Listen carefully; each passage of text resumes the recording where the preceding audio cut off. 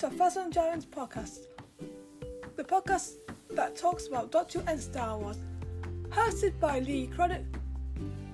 Welcome and hope you enjoy listening to this episode.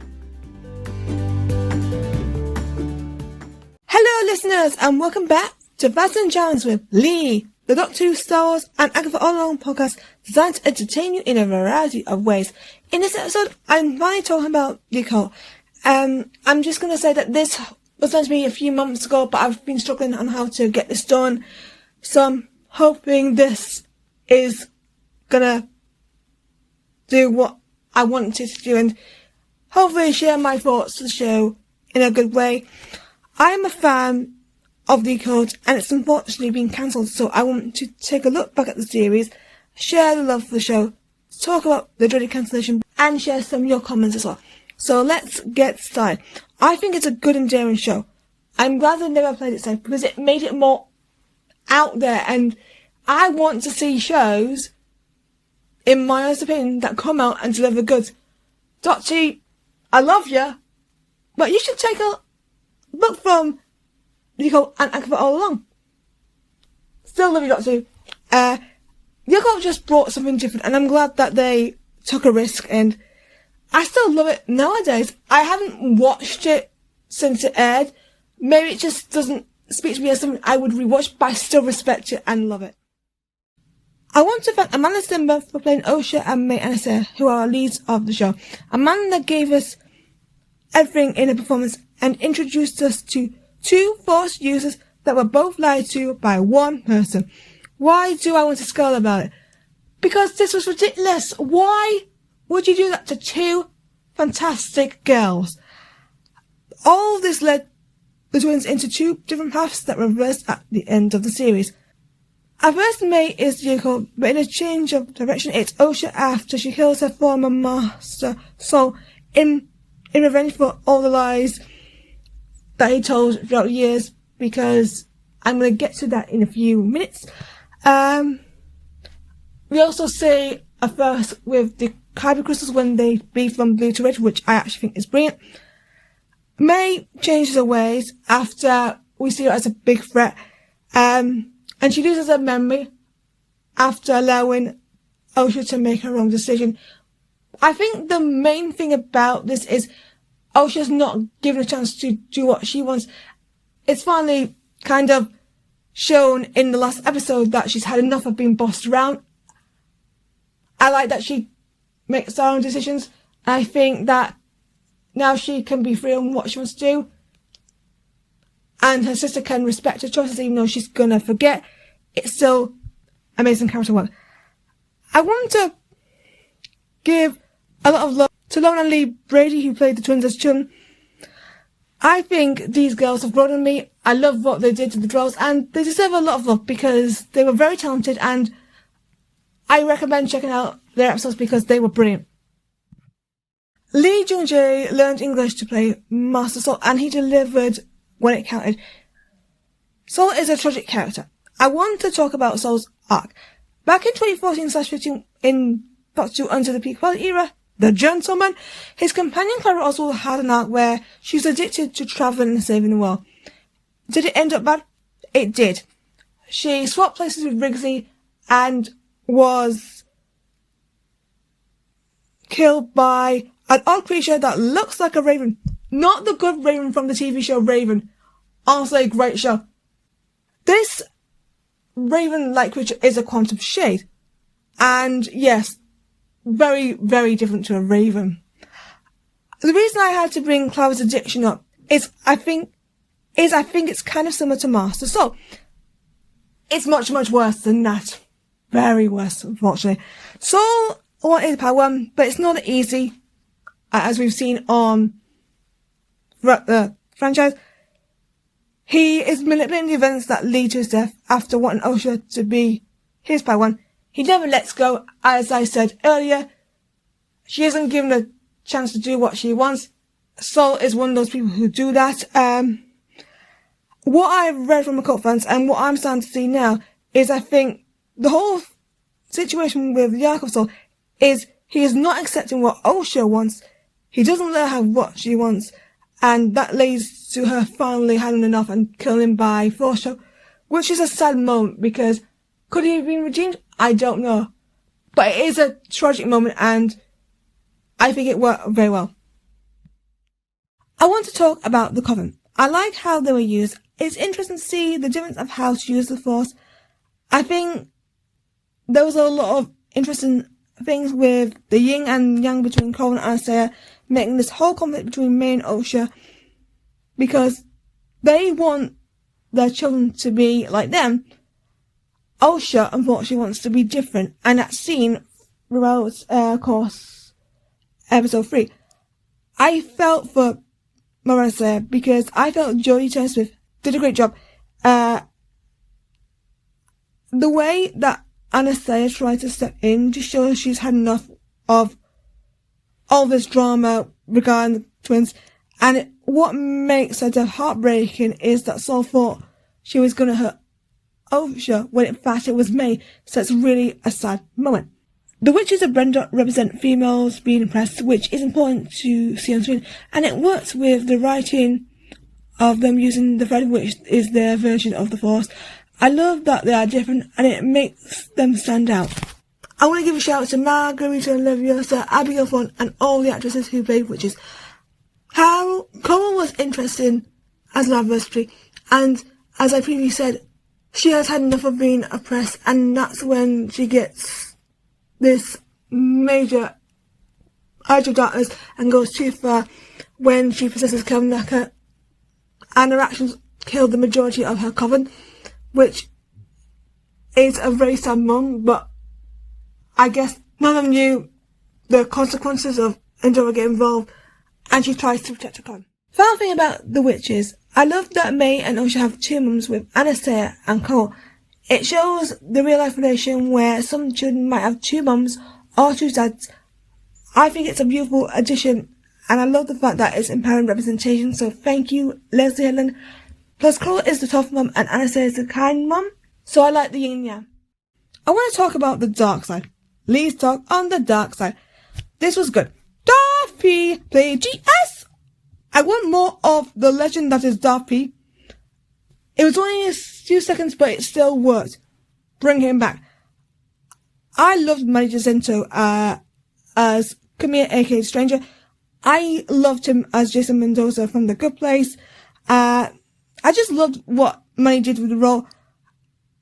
I like the fact that he is Vanessa Rose Padawan, and the fact that he had issues with the Jedi, which led to his dark path, is so intriguing, but we don't know why, and it's sad. I'm sad we're not going to see what happened, because Manny was doing a good job, and he deserved more time to show how much he had grown in the role and his potential. I did love Yor Fandor and Jackie Long. Yor was kind of one of my old-fashioned favorites, as he felt like one of those posh characters. Jackie was youthful, young, wise, and her advice to Osha was beautiful. It's sad that they end up getting killed off in episode 5, and it is sad when the Stranger says to Sol that he brought Jackie here. It is just a sad moment because she was so young and so much potential. Poor Yord. I would love to see more of his dramatics and stuff. I'm gutted that they're gone. Vanessa Rose, played by Rebecca Henderson. I liked Vanessa. I get her lying to the Senate. She is affected in a way because she doesn't know what to do, and so she lies to stop the jar being shut down, and she has to use the worst scenario.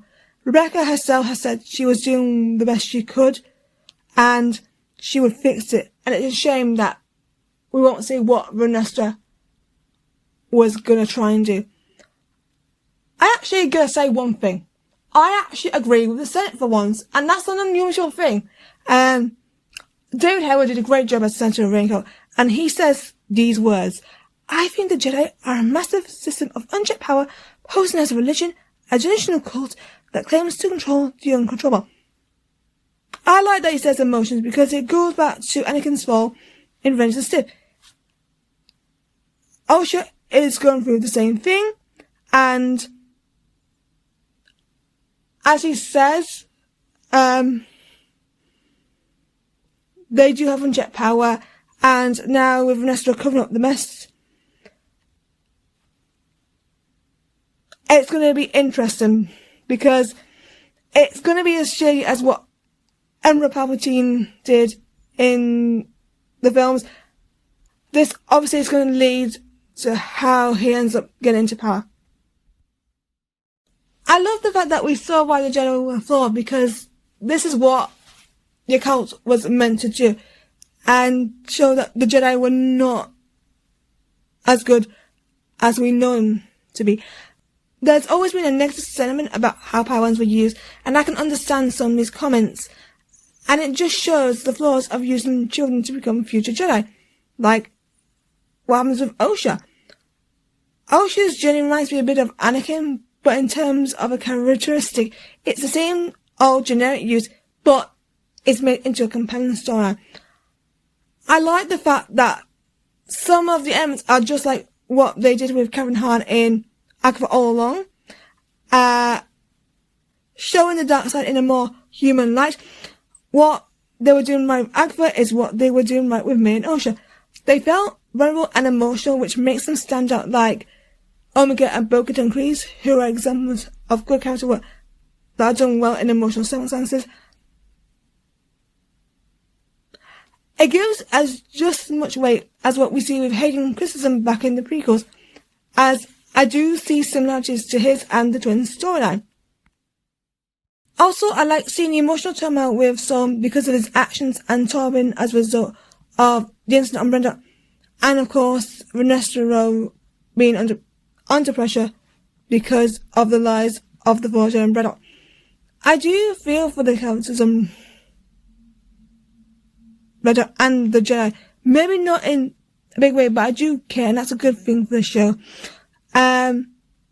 I do feel the Brenda Jedi could have had a bit more work put into their character work, because they could have been a lot better. I felt Carrie-Anne Moss was robbed, even though she was great in her role as Master Indira. I also went more from Kelnaka, as I thought he was great, and Joseph Tomo did a really great job. I felt he deserved better than what he got. That saying, I do get why Indira and Kelnaka had to be cut off to help this thing about anyone who encountered the Sith, like I will say later on, has to die. As a person trying to read the High Republic, I like the fact that they link the hypothetical disaster, which is beautifully written, in Night of the Jedi. So I like the fact that it has implications from what happened in that event on Brenda. I like how Brenda is used as the catalyst for all the events that caused the events of finale. The two flashback episodes are so important and well written to show the flaws of the Jedi on that night, which would determine the twins' future. Understand more about the prequel, similar to what the New Republic will do with the sequel. Huge shout out to Michael Abels, thank you for the music and the vocals from Victoria Money for the theme song Power 2. Thank you very much. I understand why the show was cancelled. I don't think it was given a chance. I think trying a new era, which is a brilliant move and a high budget, could be one of the factors why it was cancelled. TV needs risk and reward, which Doctor Who did with Rogue, and I'm still talking about the legend that is Rogue, Joe Visitor and 15 Sharon. The cult was a success for me, even though I had my issues with it. As Jasmine Khan said, I want more, however, it will be in another form, so if it came back, I would watch it again, but I think the viewing figures have sadly spoken otherwise. I do feel Star Wars could do better with women, as they have strong women like Leia Organa, Bo-Katan Kryze, Ahsoka Tano, Jyn Erso. I don't want to go with original female characters. I want diversity.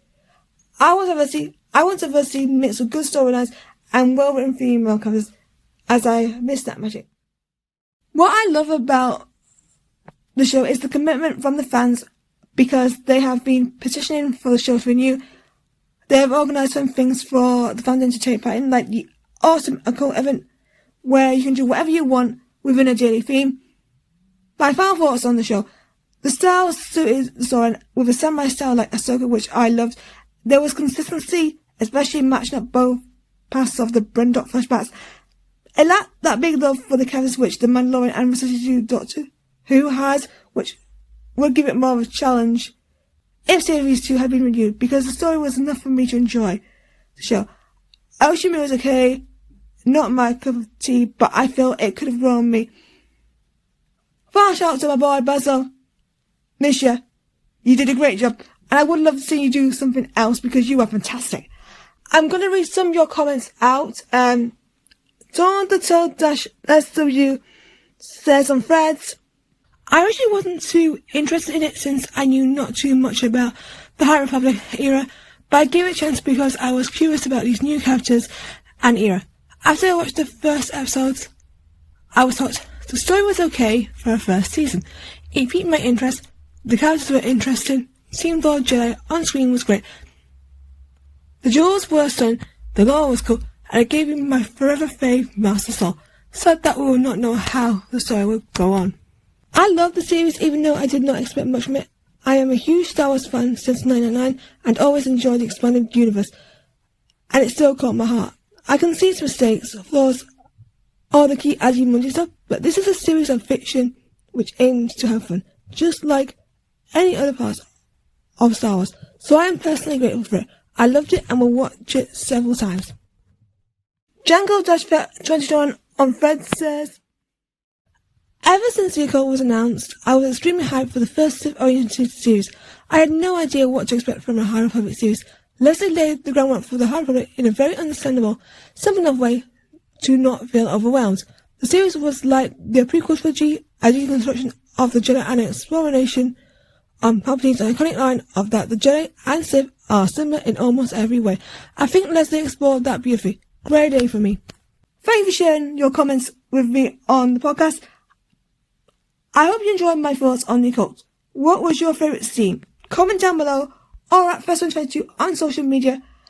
Thank you for listening, and I will see you in the next episode where I discuss Skeleton Crew and preview what's to come for it. Goodbye, everyone. Thank you for listening to Phasma and Jarrans. Please get in touch at First122 on social media. If you love anything I do, please subscribe to the Phasma and Jarrans YouTube channel. I hope you enjoyed listening to this podcast, and I'll see you in the next episode. Bye-bye. Thank you for listening to the podcast. Subscribe to Phasma